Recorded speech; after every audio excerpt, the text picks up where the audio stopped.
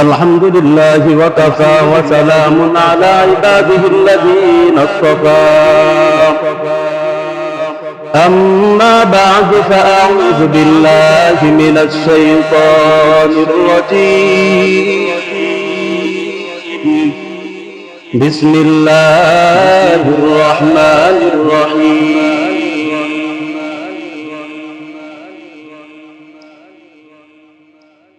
قل يا عبادي الذين أسرفوا على أنفسهم لا تقنطوا من رحمة الله إن الله يغفر الذنوب جميعا إنه هو الغفور الرحيم وقال رسول الله صلى الله عليه وسلم كل بني آدم خطاء وخير الخطائين التوابون أو كما قال عليه الصلاة والسلام ألا يا ساكن القصر المعلم ستدفن عن قريب في التراب له ملك ينادي كل يوم ومرجعنا إلى بيت التراب لا إله إلا الله لا إله إلا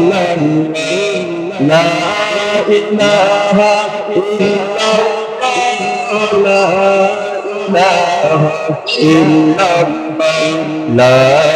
إله إلا الله হাতে করো হাতের কাম পায়ে করো পায়ের কাম হাতে করো হাতের কাম পায়ে করো পায়ের কাম জবানে শুধু বলর মুমিন আল্লাহ তাআলার নাম লা ইলাহা লা ইলাহা ইল্লাল্লাহ লা ইলাহা ইল্লাল্লাহ আসমানের মালিক যে আল্লাহ জমিনের মালিক সে আল্লাহ বলর সবাই লা ইলাহা ইল্লাল্লাহ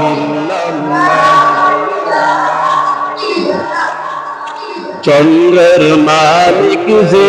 আল্লাহ সূর্যের মালিক সে আল্লাহ বলর সবাই লা ইলাহা ইল্লাল্লাহ লা ইলাহা ইল্লাল্লাহ লা ইলাহা ইল্লাল্লাহ লা ইলাহা ইল্লাল্লাহ হাসবি রব্বি জাল্লাল্লাহ মা ফি কলবি গায়রুল্লাহ নূর মুহাম্মদ সাল্লাল্লাহ লা ইলাহা ইল্লাল্লাহ লা ইলাহা ইল্লাল্লাহ হাসবি রব্বি জাল্লাল্লাহ মা ফি কলবি গায়রুল্লাহ নূর মুহাম্মদ সাল্লাল্লাহ লা ইলাহা ইল্লাল্লাহ লা ইলাহা ইল্লাল্লাহ লা ইলাহা ইল্লাল্লাহ লা ইলাহা ইল্লাল্লাহ লা ইলাহা ইল্লাল্লাহ মুহাম্মাদুর রাসূলুল্লাহ সাল্লাল্লাহু আলাইহি ওয়াসাল্লাম আল্লাহর দরবারে অসংখ্য শুকরিয়া আদায় করছি যে মহান রব্বুল আলামিন আমাদেরকে দয়া করে যাচাই করে বাছাই করে আল্লাহ তাআলার ঘরে আসার এবং বসার তৌফিক দান করেছেন। এজন্য ভাইরা আমার সকলের অন্তর থেকে শুকর আদায় করি আলহামদুলিল্লাহ।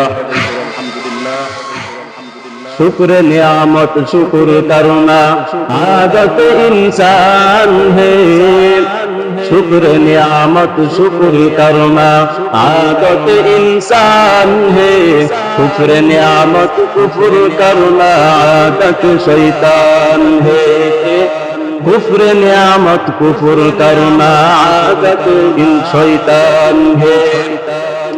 কবি বলেন নিয়ামতের শুকরিয়া আদায় করা এটা হলো ইনসান মানুষের কাজ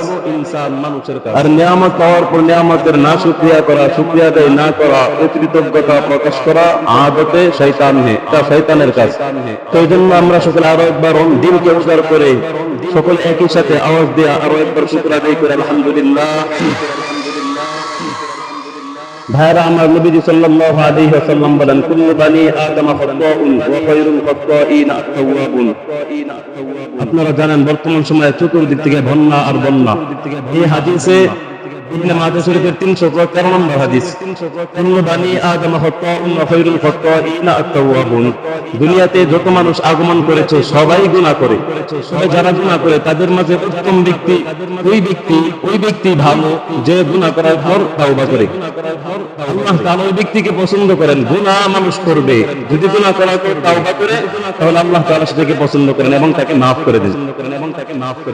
তো ভাইরা আমার এখন আমাদের সামনে অনেক মুসিবত যেমন একের পর এক মুসিবত আসে কারণ কি আল্লাহ বলে বিমা কাসাবাত আইদিকা এটা তোমার হাতের কামাই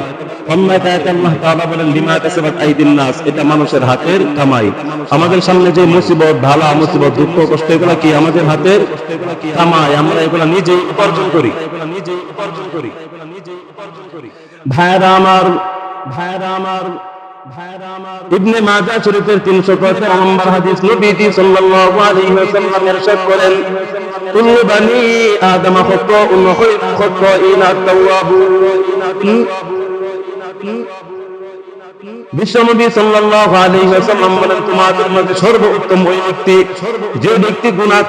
করার পর আবার তওবা করে নেয় আল্লাহ তাআলার কাছে ক্ষমা প্রার্থনা করে ওই ব্যক্তি হলো সর্বোত্তম ব্যক্তি ইবনে মাজাহ শরীফের 313 নম্বর হাদিস নবীজি বলে ওই ব্যক্তি সম্পর্কে আল্লাহ তাআলা জান্নাতের ঘোষণা করে দেন ভাইরা আমার আল্লাহ তাআলা বলে কুল ইয়া ইবাদিয়াল্লাযীনা আসরাফু আলা আনফুসিহিম লা তাকনাতু মির রাহমাতিল্লাহ ইন্নাল্লাহা ইয়াগফিরুয যুনুবা জামিআ ইন্নাহু হুয়াল গফুরুর রহিম বান্দা তুমি যদি গুনাহ করার পর আমি আল্লাহ তাআলার কাছে মাথাটাকে নত করে দাও আমি আল্লাহ তাআলার সামনে তোমার দুইটা পাওকে নত করে দাও তাহলে আমি আল্লাহ তাআলা তোমার সাথে ভালো ব্যবহার করব বালা মুসিবত থেকে তোমাকে আমি আল্লাহ হেফাজত করব কিন্তু ভাইরা আমার নবীর উম্মতের দল বর্তমান সময় আমাদের কাছে অনেক মুসিবত আল্লাহ বলে বিমা কাসাবাত আইদিকা এই মুসিবত হলো বান্দা তোমার হাতের কামাই তুমি দুনিয়াতে যেই কৃতকর্ম যেই কাজগুলো করো এই কাজগুলো করার কারণে আমি আল্লাহ মাঝে মাঝে তোমাকে মুসিবত দান করি আল্লাহ বলে বান্দা তোমার গুনাহের কারণে আমি আল্লাহ মাঝে মাঝে তোমাকে অসুখ দান করি তোমাকে বিপদগ্রস্ত করি তোমাকে ঋণের মধ্যে আমি আল্লাহ মাঝে মাঝে ছেড়ে দেই কারণ হলো বান্দা তুমি আমি আল্লাহ তাআলাকে ভুলে যাও বান্দা তুই যখন অসুস্থ হস তখন আমি আল্লাহকে স্মরণ করো এজন্য আমি আল্লাহ তাআলা তোকে মাঝে মাঝে অসুস্থতা দান করি ভাইরা আমার আল্লাহ এমন ভাবে মানুষকে আল্লাহ তাআলা পরীক্ষা করেন আল্লাহ তাআলা নিজেই বলেন দুনিয়াটা হলো পরীক্ষার হল এই পরীক্ষার হলের মাঝে আমি আল্লাহ তাআলা তোমাদেরকে পরীক্ষা করব যারা পরীক্ষার মাঝে ভালো নাম্বার করবে যারা পরীক্ষার মাঝে পাস করবে উত্তীর্ণ হবে তাদেরকে আমি আল্লাহ তাআলা জান্নাতের ঘোষণা দিব তাদেরকে নবীজি সাল্লাল্লাহু আলাইহি ওয়াসাল্লাম বলে দেন তোমাদের কোনো চিন্তা নাই পেরেশানি নাই তোমরা নিশ্চিন্তে নিরাপদে জান্নাতে প্রবেশ করবি বলেন সুবহানাল্লাহ ভাইরা আমার কিন্তু কারণ হলো আল্লাহ তাআলা মুসলমানকে বড় আদর করে বানাইছেন এরপরেও কেন আল্লাহ তাআলা মানুষকে বিপদ আপদে ফেলে মুসিবতের মাঝে ফেলে কারণটা কি আল্লাহ তাআলা মুসলমানকে বড় আদর করে বানাইলেন মুমিনকে আল্লাহ বেশি আদর করে এরপর আল্লাহ তাআলা কেন মুসলমানকে দুঃখের মাঝে ফেলেন কারণ কি আল্লাহ তাআলা নিজেই বলে বান্দা আমি আল্লাহ তাআলার কাছে যে সবচাইতে প্রিয় সবচাইতে ভালো আমি আল্লাহ তাকেই বেশি পরীক্ষা করি কারণ হলো মন খারাপ করার কিছুই নাই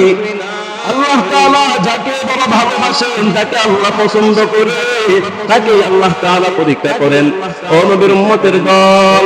মানুষ হয়তো মন ঘাবড়াইতে পারে আমরা আল্লাহর ইবাদত করি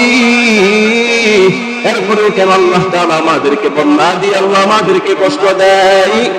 আল্লাহ কেন আমাদেরকে জালেম শাসক দিয়ে কষ্ট দেয়? আল্লাহ কেন আমাদের উপর অত্যাচার জুলুম কেন আল্লাহ তাআলা আমাদের উপর চাপায়া দেন? কারণটা কি? আমরা তো মুসলমান, আমরা তো আল্লাহকে একটা হলেও সিজদা দিই। আল্লাহর নবী জানায় দিল, তোমরা যারা মুসলমান, আমার আল্লাহ তোমাদেরকে বেশি পরীক্ষা করবেন। ও নবীর উম্মতের দল, আল্লাহর নবীকে আল্লাহ তাআলা জানায় দিল, আশাদুন নাসি বালাউল আম্বিয়া, দুনিয়াতে যত মানুষ আগমন করেছে